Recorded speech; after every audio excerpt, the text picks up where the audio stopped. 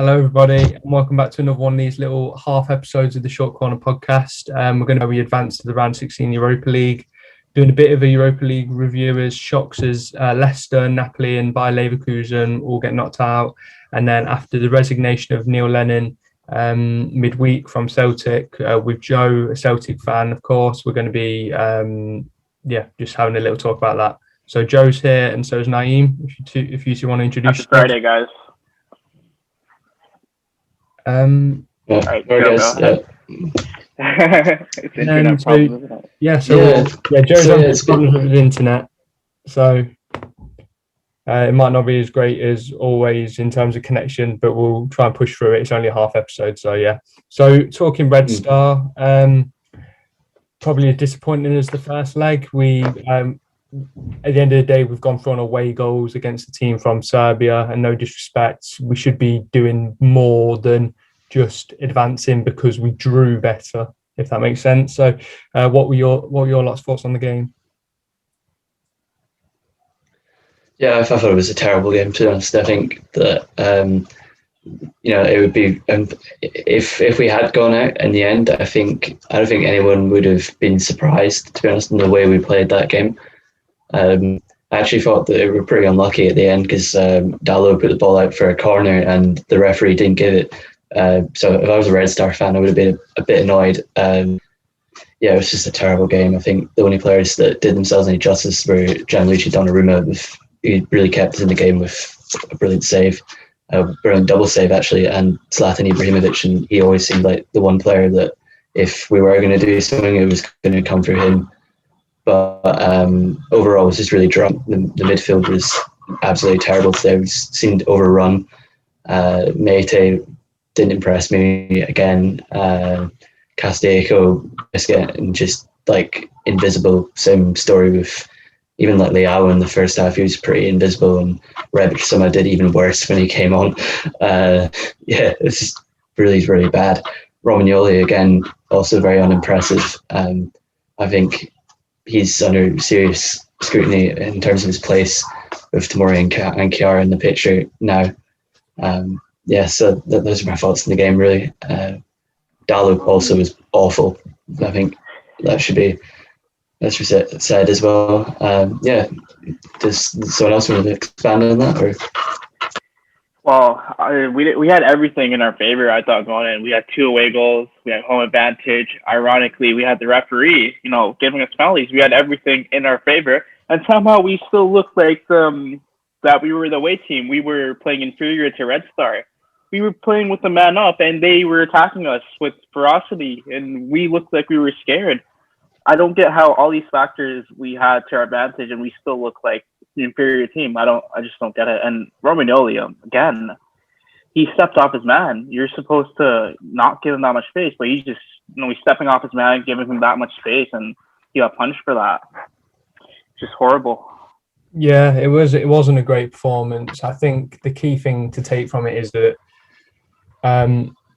you spoke about the penalty. It's if we don't have penalties in this tie, we go out. And it's kind of worrying. Like, obviously we can't. We always say penalty. Like, you hear Man U fans saying it with Bruno, here us saying it with Kessie and Ibrahimovic taking a lot. A penalty is a goal. We don't get any less goals for a penalty, but it is slightly concerning that these are the factors that are getting us through. They've had a player sent off in both legs. We had penalties in both legs. We had an own goal in the first leg. Like, we had a lot of luck. So without that luck, because that luck isn't going to come all the time, we need, like before when we were getting all these penalties in the league and stuff, we were getting luck, but we were winning by 2 or 3 goals. But now we're getting this luck, and it is genuinely probably the only factor that's carrying us through. So yeah, it's not great.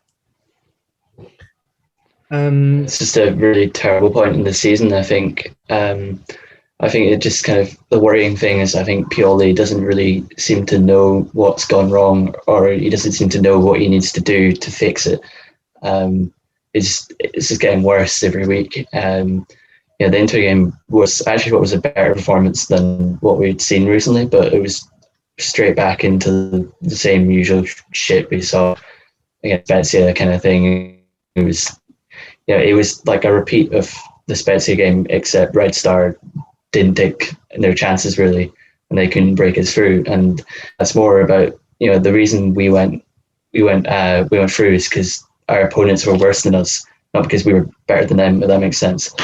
I don't think we deserve to go through, and I think we've got to really step it up. Kick. Do you guys remember that free kick? It glanced the crossbar. They just didn't have luck on their side, and we did. So they could have easily gone through, I think. Yeah, it's disappointing, but we're through to the next round. Teams that aren't through to the next round, shocks. My Leicester City, they had a really poor result against Slavia Prague. I thought in the first leg, we didn't get the away goal, but we should be good enough to beat Slavia Prague at home, but they completely did a number on us. Poor performance from Leicester. Slavia turned up, and I'd like to issue an apology to Seaman Novak off Twitter. I was speaking to him on Instagram, and he's from the Czech Republic. And although a supporter of Sparta Prague, he said that Slavia were favourites and could win. And I was like, no way, it's not happening. And they did. They beat us 2-0 on aggregate. So fair play to Simon. Napoli out as well. Thoughts on that? Lost to Granada on aggregate. That's just a Gattuso for you. That's all I have to say. Yeah. It was very disappointing for Napoli. It all seems to kind of gone a bit disappointing this season for Gattuso and Napoli. I think we all had such high expectations of them with the signings they made in the summer, and the fact that they seemed like they were going to be one of the teams that were really going to push for the top four and maybe even the Scudetto, but it's just not happened. With Leicester, I think I can remember Brendan Rodgers' time at Celtic, and one of the few criticisms a lot of the fans had of him during that time was that in Europe it completely just seemed to never really work out. And I think there's just Brendan Rodgers in Europe has never really had a great track record, and it's a shame. It's a shame for Leicester because they've got a talented squad, and Brendan Rodgers is doing a really good job. Yeah. Leverkusen out as well. To young boys, it's probably a shock that affects, like, the Leicester one affected me, and the Napoli one, as Serie A fans, we're like affected by that in a way and connected to it. But although not connected to it, I think we can appreciate the shock of young boys beating Leverkusen on aggregate as well. And it just shows that in Europe, no matter your status or anything like that, if you get caught out, then you get caught out. Young boys were playing at Juventus too in the Champions League a few seasons ago. I remember they were playing well. The games I was watching them, like they're not a team to be messed with. So I think whoever got them in the draw, it's gonna be a good game. Yeah. Talking of the draw, Milan get Man United. Probably the toughest team in there. They beat Real Sociedad 4-0, who, like, people saying that Sociedad could maybe do a job on them because they had like Oyarzabal, David Silva and stuff like that. But they bossed them, and it's going to be quite the matchup. There will be a review coming for that. But if we just want to get your initial thoughts on it, maybe. Yeah, obviously it's a really tough draw, obviously, but I think we should be excited about this, not scared, because I think the reason we're in this competition is we want to be competing in Europe against the big teams, and and this is really like a blockbuster tie, and it deserves to be in the Champions League, if that makes sense. It is in the Europa League, and I think the good thing about it is I don't think Pioli will take this lightly either. We won't see as much rotation. I think we'll see the strongest possible lineup against Manchester United, and I think it'll be a great game. I mean, we really need to turn our form around if we're going to have a chance of beating them, but I think we can do it, but you never know. That's the thing. At the moment, it looks unlikely, but I still have hope. Naim, what's your thoughts on that? We have to respect Man United. They're in fantastic form this season. Bruno Fernandes, in my opinion, he's a world-class player, top 3 midfielder this season. We've got some really good players, and we have to be up to A level. Like, we can't afford Romagnoli mistakes like that against players like Rashford. They're quick. They're going to kick the ball across and boom, just like a snapper through. Martial too. So honestly, we have to be really wary of that. I would have preferred Molde or Shakhtar, in my opinion, but hey, this is a blockbuster tie, like you said. These are the games you have to win going forward. We're going to play Champions League hopefully next season. This will be a real test of our squad currently, of our what we have to do in these big ties. We can't shy away from them. Yeah, I think that's an important point to make, that instead of like, there is obviously going to be a bit of fear and a bit of like, oh, bloody hell, trust our luck to get the toughest team in here. But yeah, you've got to embrace it and think, well, there's no point complaining about it. We want to be a Champions League side. We're AC Milan. We need to be competing on like this level. This is like where we want to get to. So yeah, you mentioned Donetsk, Naim, and that is who Roma have got, and that's who Milan will be playing at the weekend. I think it's important to point out that on the predictions table, we all got 0 points last week. In our Serie A AC Milan predictions table, we all got 0 points after we all predicted a derby win, and obviously we got pumped 3-0. Our predictions this week, I'm going to go with 2-2, Roma 2, Milan 2. I think it's going to be like a quite open game, but yeah, I don't think there's going to be much to split the sides. It's going to be quite even. Naim, what's your prediction? I'll go with the 1-1 draw, and I just hope El Shaarawy doesn't score against us. You guys know I have a soft spot for him, and him scoring on us would be nice to the heart. He's a fantastic signing. I think he got an assist against Braga, who they played. They played Braga, correct? Yeah, they did. Yeah, they did. Okay, yeah. So he got an assist. He's forming a good connection with Dzeko, so we have to watch out for him. He's wearing at Calabria. And for Romagnoli, he has to stay on his. I still think Pioli will start Alessio and Simon. Tomori won't get a shoe in, even though he should. I think we all know at this point he's fantastic, but we have to be wary of Roma, and I'm calling a 1-1 draw. If we're lucky. Yeah, Joe, you want to give your opinion? Yeah, fair. I think it's going to be really got to. We can't really afford to lose it. I think if we do, then there's even more worrying signs that may turn it around. But I think we can win because Roma themselves aren't in great form, and I think I'm going to say a 1-0 win for Milan. That's my prediction. So no drop points, no losses, any of us are predicting. And it's the same with Rid and Samir, who haven't been able to join us today, but they'll be joining us for the review. Neither of them have predicted a loss either. And in fact, they've both gone for the same. They both said a 2-1 Milan win. And yeah, unless we lose again, some of us at least are going to be getting some points on that prediction table for a start. We have had shock results against Roma in Rome with Calabria scoring that game. I thought Cutrone to score that fantastic goal. So anything could happen. So I hope we can really get a win away.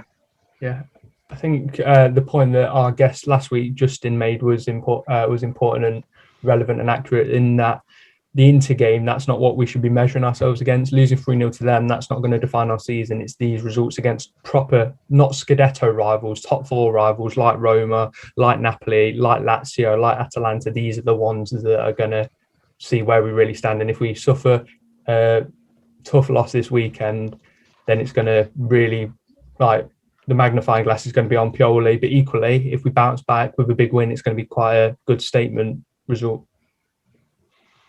I think that's important to say that Pioli's time at Inter, particularly, I don't know if anyone else remembers, he went on a massive winning run and then still managed to be sacked at the end of the season because of the results, and he just couldn't turn it around once it gone to shit. And really, I really hope that isn't what's happening here, and that's not what we're seeing. So I think a win against Roma would be a big statement to say, no, we're not slipping down. We're still fighting. We're still in the Scudetto race, and we're still in the Europa League. We could potentially win 2 trophies this season. So it's unlikely that we will. But to touch on Europa League, I saw Rebic was really bad. I don't think Hauge should have been dropped. The entire time Rebic was playing, I always thought, okay, if Jens Peter Hauge was here, he would have done a bit more than Rebic, because Rebic was, let's be honest, he was just donkey. He was really bad. And Hauge, that's it. That's been his competition. He's been getting goals. He's been performing. So I thought, come on, Hauge would have been. We started Hakan as a left winger, right? So as soon as I saw that lineup, Hakan as a left winger, no, I think Hauge would have been a better fit in that position for that game.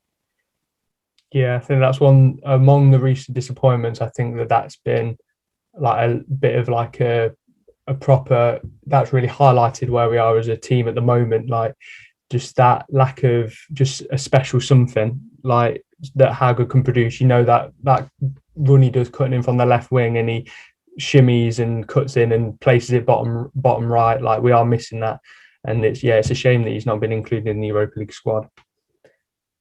I think if everyone else is happy with that, I think that's the end of the Milan talk, and we're going to be moving on to Celtic talk. So we are a Milan podcast. It's for the most part, but where we can, we do comment on other football, and especially when it concerns clubs that we support. And one of those is Celtic, who Joe supports.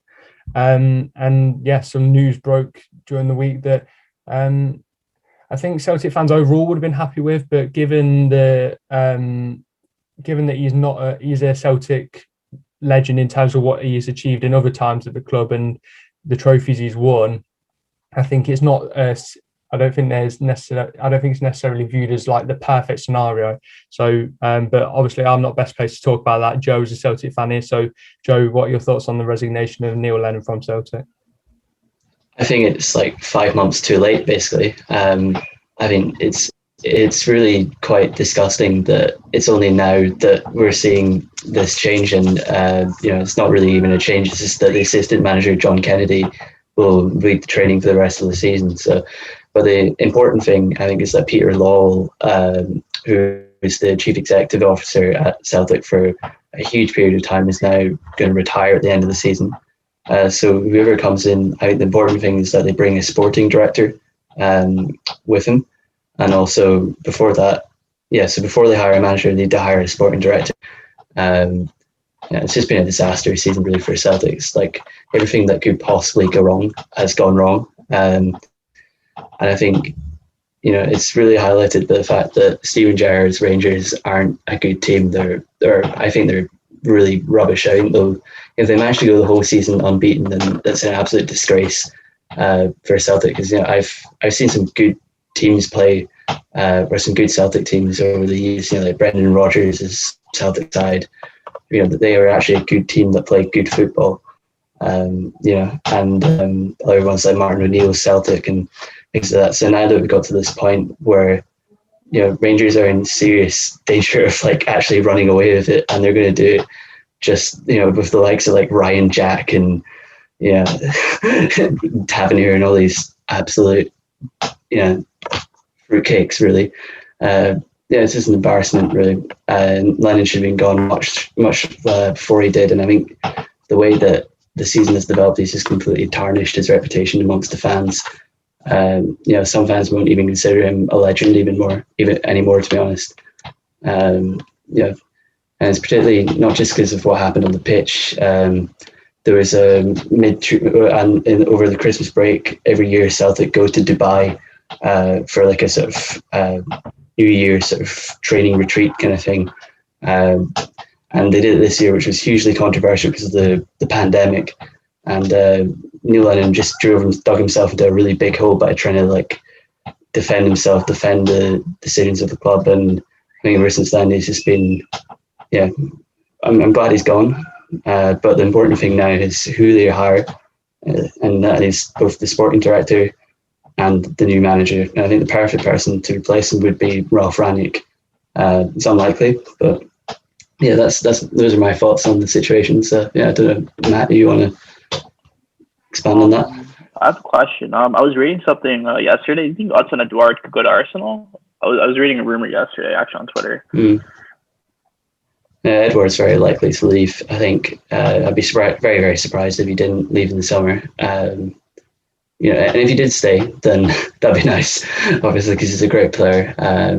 But I think he deserves better than where Celtic are at the moment, if I'm being honest. Tom Bromwich has been at your club for quite a while too, right? Well, Sturman.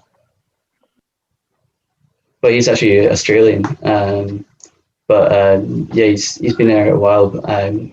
He's always sort of gone in little flashes of form because he's very keen to play his international football. So he's always traveling to Australia, which is like huge way to go for international football. And he's always like jet lagged and never quite seems to have form for a whole season. But I think the best players for Celtic this season have been Dave Turnbull, which is a big surprise to many. And it's probably hasn't been many great performers. Laxa was doing okay at the start, obviously loaned from Milan, but his form's gone to shit as well. It's really just been a complete disaster. It's quite sad. Tierney goal on Arsenal? Kieran Tierney scored quite a good goal yesterday. Yeah, Tierney's amazing. I really hope Tierney goes to Milan or something at some point. He's never going to replace like Teo, but like to have them both at the club, that'd be a dream. Yeah, you mentioned David Turnbull, and I think that highlights that like he's done really well. Like I'll be honest, I'd never heard of him. Like the likes of Edouard and Rogic, of course, I'd heard of them because they're the names that kind of get linked to English clubs and European clubs. But David Turnbull, I hadn't heard much about. But I think the thing with David Turnbull is it highlights that this Celtic team isn't hopeless. There's like you look at some teams and you're like, there's nothing in there. But you see the likes of Edouard, Rogic, David Turnbull, and you see these like this quality of players, Christie, Forrest. There's some good players in there. It's not a useless team, and I think that highlights the thought, like how Neil Lennon can be blamed for it. Sometimes it's like, oh, it's a mix of the players and the manager, but I think this time it's a case of Neil Lennon should be doing more with these players, and he has done with these players before. It's been 9 in a row. Obviously, he's not done all of those 9 in a row, but he's won titles with Celtic. It's been a big part of these last 10 years of domination, and for whatever reason, it's just gone not just wrong this year, but incredibly wrong. Yeah, that's the thing. It is literally just like everything that could possibly go wrong has gone wrong. It's like what if a Rangers fan like wrote a script for like their wildest fantasy of what could happen this season, and that's what we've seen played out. And it's really quite depressing as well, because I think Celtic have a vastly superior squad to Rangers. And the difference really is for us that Steven Gerrard has just done the bare minimum and getting his players organised and having a style of football that can bring results, as well as referees that will favour them. So with that in mind, they've done enough to win the league. But if Celtic can simply just get a manager who understands how football works, like kick the ball, score goals, he understands the bare minimum, then I think we'll be straight back to seeing Celtic on top. But this season has just been a joke. But you don't think Ryan Kent and Yanis Hagi would start for Celtic? Nah, I don't think they would start for Celtic. No, I think. Oh, really? Yeah, nah. Ryan Kent got a goal yesterday in the Europa too. Quite a player. Yeah. Yeah, I think like we're kind of saying, I think the Rangers players are like all right. There's some players in there like Morelos is like your proper Diego Costa-esque striker. Hagi's quite creative. Kent's like dynamic and quite quick and got a good shot on him. But it is this mismanagement. Gerrard, like you say, he's done the bare minimum. He's motivated his players. He's kept them in the right state of mind for a consistent period. He's got them well drilled, and like you say, it's not like Rangers have got this squad full of Messis and Ronaldos and Neymars. They've got a squad that's like you say, probably not got as good depth as Celtics, and isn't of a vastly superior quality. It is just this manager. And what I was wondering, Joe, is you say Ranić is the unrealistic like dream scenario, but who do you think could replace? I'm hearing Steve Clarke could maybe come in after the Euros and come in. I'm hearing the Lampard debate and having a Lampard versus Gerrard up in Scotland. So who do you think might take over? No, that can't happen. I think a likely scenario would be someone like Eddie Howe, who's at Bournemouth and did a really good job with them.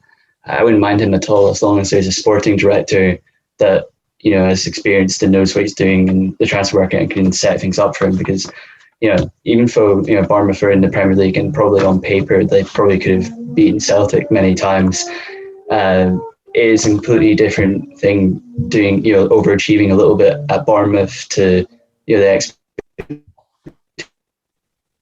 expectations of a club like Celtic, and it's very different. It could be a case of like, Marco Giampaolo at Milan, sort of the guy who did kind of well where he was with Sampdoria, and then as soon as he came to Milan, didn't really know what he was doing. It was too much stress. But I think Eddie Howe would do a good job because I think he's kind of like a Brendan Rodgers light. If that makes sense. He could do a job. So take him. I don't think I would take Steve Clarke because I think he's kind of overrated, to be honest. I think the Scotland team that have gone to the Euros were really, really lucky to get there.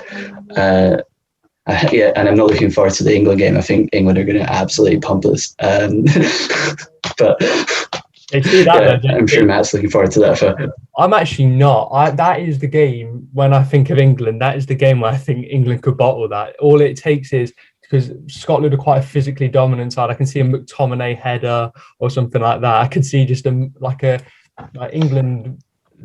better in the games where the opposition are up for it and it's their biggest game. I think England could bottle it. The quality of England's good, but if England have that mentality dip, which we've seen so many times, there might be problems. But that's going to be a very interesting game. I think that game, the joke I have is that Scotland will win the game against England, but still finish bottom of the group. I would take that honestly in hindsight, but that's the sort of thing you'd expect from Scotland, and I think England will win that because every time that I've seen Scotland and England play in my life, it's always been England that have won. It's just the way it goes, really. I mean, the population of Scotland is 5 million, and it's 50 million. I think in England, is that right? Or it's such a huge gap. They've got some good players too, Scotland. Kieran Tierney, Andrew Robertson, I think Armstrong at Southampton, Billy Gilmore. He's quite exciting to watch. James Forrest, obviously. There's quite a few talents in that Scotland team. Mm-hmm. Yeah, so that's going to be an exciting watch for Euros. I'm interested to see how they fit Tierney and Robertson together. Well, what's usually happened is that he's gone for a back three and he's put Tierney as the left-sided centre back. Mm-hmm. It's a shame that the country's two best players are both left backs. It's the most Scottish thing ever. That's typical. But that's something to look forward to. I'm sure we'll be doing some form of Euro review or preview in the summer. That should be good. I think we've covered everything if we're all happy. Thank you for watching, everyone. It was a good one. Thanks for watching, everyone. Done a nice little review of the Red Star game where we've kind of fluked our way through it. It'll be interesting to see what happens against Man U in the next round. We will be doing a preview of that close to time. A little review of the big shocks of the Europa League round of 32 with Leicester, Napoli and Bayer Leverkusen all going out, and then a look ahead to the Roma game where we've given some predictions which will probably all be wrong again. Thanks for watching, everyone, and Forza Milan. Chill out, guys.